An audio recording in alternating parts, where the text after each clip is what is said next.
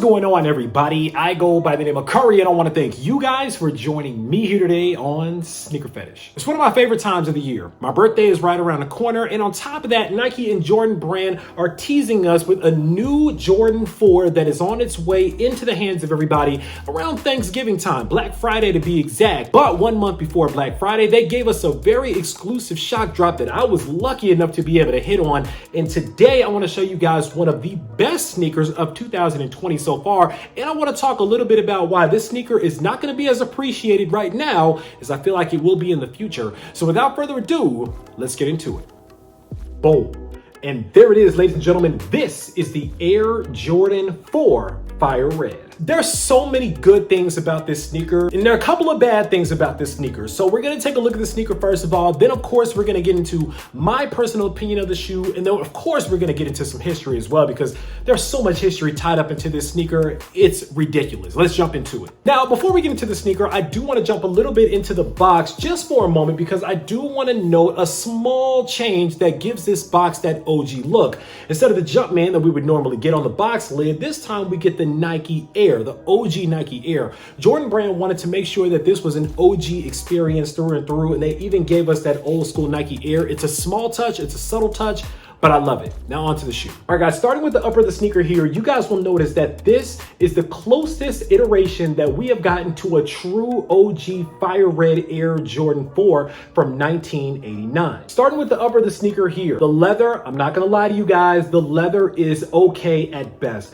One of the things that I don't like about this sneaker, honestly, is the quality of the leather. You can see as I'm pressing the leather, it's really nothing to write home about. It's decent, it'll do the job, it'll pass, but this sneaker is definitely a lot more about the story and the history and the nostalgia than the quality of the materials. I'm just gonna tell you guys that straight up. But you're gonna get that classic all white upper, and that's offset by the white mesh with the black netting underneath it on the quarter panels. You're gonna get the black wings on the lateral and medial side, of course, offset by the really nice fire red eyelets with those multiple holes. You can lace them any way that you want, very fly. The classic color blocking, you got the black midsole, the touch of red moving down towards the mud guards. Taking a top down look at the sneaker here, you got those classic white laces, of course. Again, you can look at the vamp of the shoe. Leather is decent at best. I give the leather maybe a 5 or 6 out of 10, nothing more than that. Classic Air Jordan 4 tongue right here, red Jumpman, black flight right underneath. On the back of the tongue here, it's a subtle change on this one, but you guys will notice that the upside down Air Jordan print is black, as opposed to it being red on previous iterations of the Fire Red 4s. I believe the 2012 version had this in red, not in black. Very dope part of the sneaker here, one of my favorite touches, is the accessory on a sneaker. And even though we don't get any extra laces on these,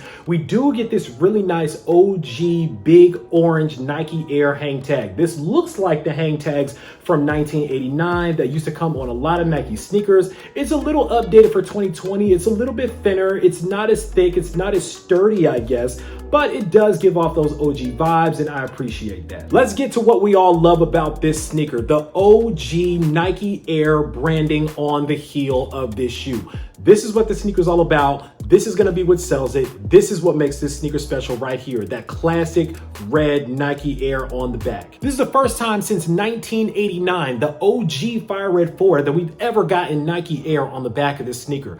This is a big deal. Moving to the outsole of the sneaker, classic Air Jordan 4 OG outsole. And last but not least, of course, to give us the OG vibes, you got the OG Nike Air branding on the heel in red against a black insole. Very, very nice. And that's pretty much it when it comes to these. I mean, there's not a lot going on with the sneaker as far as construction and materials. Again, this is one of those sneakers that is really about the nostalgia, the popularity, and the colorway. It's a red, black, and white sneaker. Different people are gonna like this shoe for different reasons. So let's just establish that first of all. Now, what you're seeing in the markets right now is that even though this sneaker is early, a lot of people snatched it up hoping that they can make some money off of it, but they don't really know what to do with the sneaker, because honestly, I feel like a lot of people don't appreciate the history of the sneaker. We're gonna dig into that in just a moment. But again, it's a popular shoe. This is the Black Friday Air Jordan. Everybody knows that the Black Friday Air Jordan usually goes to a really popular colorway of a sneaker, an iconic colorway of an iconic silhouette, and they make a lot of pairs of them. And I feel like they're gonna make a lot of pairs of these as well. Like I mentioned, this was a shock drop. So a month early shock drop lets you know that number one, they're probably gonna do some sort of exclusive access, as they've been doing for a lot of sneakers lately, a little bit later on, maybe in about 2-3 weeks. And then of course, they're gonna do the big main drop. I'm pretty sure that there's gonna be enough pairs of these shoes to go around. But again, be careful because a lot of people, especially the OG sneakerheads that have never had this pair before since '89, they are going to want to double up, and your triple OGs are probably going to want to triple up on these sneakers as well, just because we don't know when we're ever going to see a Fire Red 4, number one, and number two, a Fire Red 4 with the Nike Air on the back. So this is going to be an opportunity for people to really get their hands on a true piece of history right here. We've never had this in a Fire Red 4. We had a 2006 version with the Mars Blackman on it, a little more exclusive. We had a 2012 version with the Jumpman on the back, but that one had the red writing as opposed to the black writing on the back of the tongue. Now we have a true OG. A true OG? Everybody's trying to get their hands on these. I'm gonna tell you that right now. But like I said, for a lot of people, it's about the art of the flip. And there's a lot of people out here that's not trying to pay $350, $400, whatever the case is for the sneaker right now. But I'm gonna tell you like this sneaker is going to be worth a lot of money, probably a year from now or so. So I know resale is a thing for sneaker YouTube now. Everybody wants to know, how much money can I possibly make on this sneaker? Not much right now, I'm not gonna lie to you. This is going to be what you would call a hold, because this is one of those sneakers where you're gonna be able to make a lot of money on it later on when people either beat down their pairs and they want a new one, or when people really start to appreciate. And I'm gonna tell you guys, the big money is the old money that doesn't always move, and they're always not the first to move on these sneakers. They wanna see how they move around the market, and then when everything settles down, then maybe they'll buy a pair later on. So take that for what you will, all the resellers that are watching this right now, but I know you guys are trying to buy up all the pairs right now. Just appreciate the shoe. Don't worry about the money right now. And talking about appreciating the shoe, let's get into some history. In my opinion, the 1989 to 1990 season of the Chicago Bulls really doesn't get talked about enough. And I get it. The 1988 season had major moments, like the slam dunk contest that Michael Jordan won. He wasn't in the slam dunk contest for the next season in 1989, even though he did debut the Jordan 4s during the NBA All-Star game in February of 1989. But they really don't talk about 89 and 90. They either talk about 88, like I mentioned, or they talk about the 1990 to 91 season when Michael Jordan won his first ring.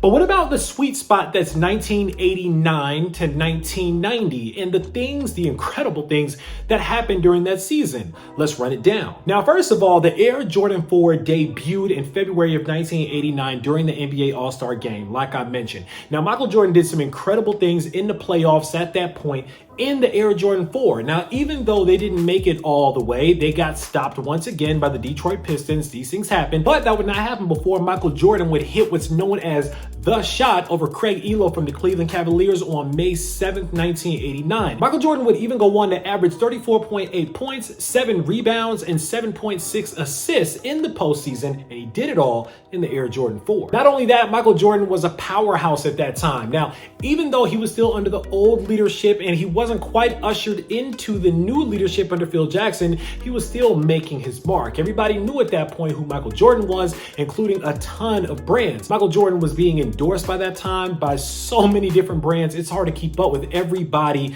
that was doing business with Michael Jordan at that time. He was a powerhouse and he was quickly becoming a superstar at that time. And this was a sneaker that ushered him out of the old era where he was kind of a one-man show and ushered him into the Phil Jackson era that would make him a champion. Let's talk about 1989 to 1990. Michael Jordan played in all 82 games of that entire season.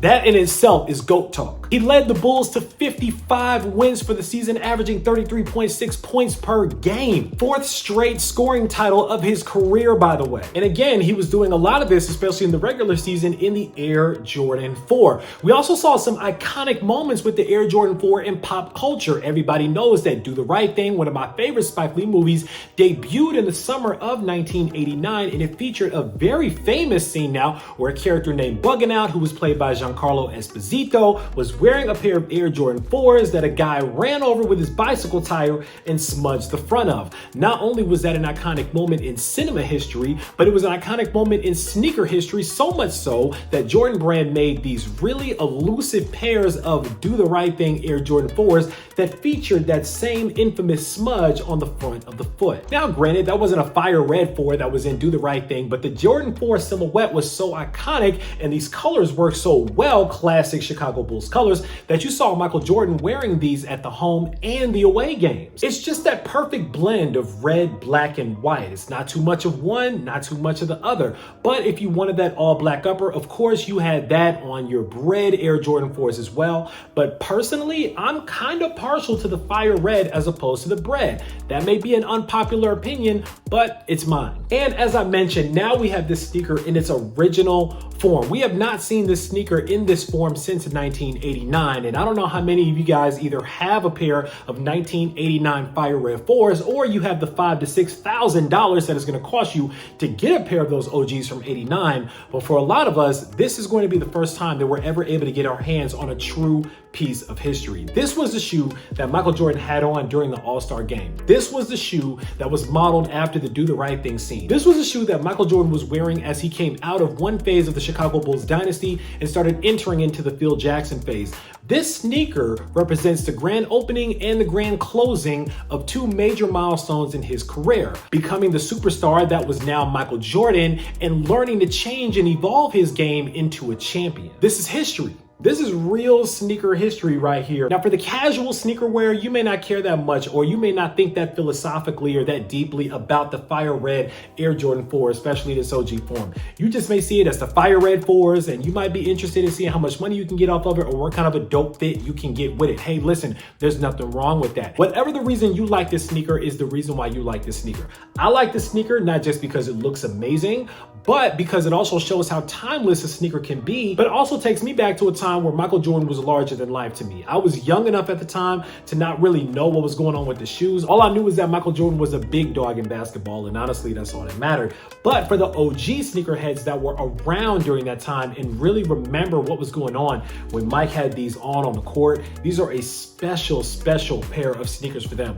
A very special pair of sneakers that, again, you might not see for quite some time. I really appreciate Jordan Brand going back into the archives and giving us this sneaker because, again, it really lets me know that they care about the history of the Jordan Brand, bringing back the legacy of Jordan Brand. I mean, this is a sneaker that we have not seen ever retroed, and we've seen the fire red 4s a couple of times, but for whatever reason they never gave it to us in the OG form until 2020. This is a really big moment in sneakers right now, and I really hope that you guys are able to get your hands on a pair of these so that you can appreciate the history of this sneaker. This one is rich in history. It's not as good on materials, I'm not gonna lie about that. The materials are okay, but for where it lacks in material, I really feel like this sneaker makes up for it in historical significance and nostalgia. And to me, that's always worth a cop. All right, guys, look, that's all that I got to say about these. Now it's time for you guys to sound off down in the comments and let me know what you guys think about the Air Jordan 4 Fire Red for 2020. Are these ones that are on your must cop list? Are you guys trying to grab these for Black Friday? Are you guys trying to put these underneath somebody's Christmas tree? Or for whatever reason I can't possibly imagine, are these going to be a hard pass for you? Sound off down below. Let me know. Of course, write it down in the comments. Make sure that you click on that subscribe button so we can welcome you into the Sneaker Fetish family to make sure you don't miss out on any more heat that comes through like these, because I guarantee you I got a lot more heat on the way. As always, I want to thank you guys for joining me here today on Sneaker Fetish, taking an exclusive early look at these, unboxing them with me for a couple of minutes. I go by the name of Kari. This is the 2020 Air Jordan 4 Fire Red, and until next time, I'm out.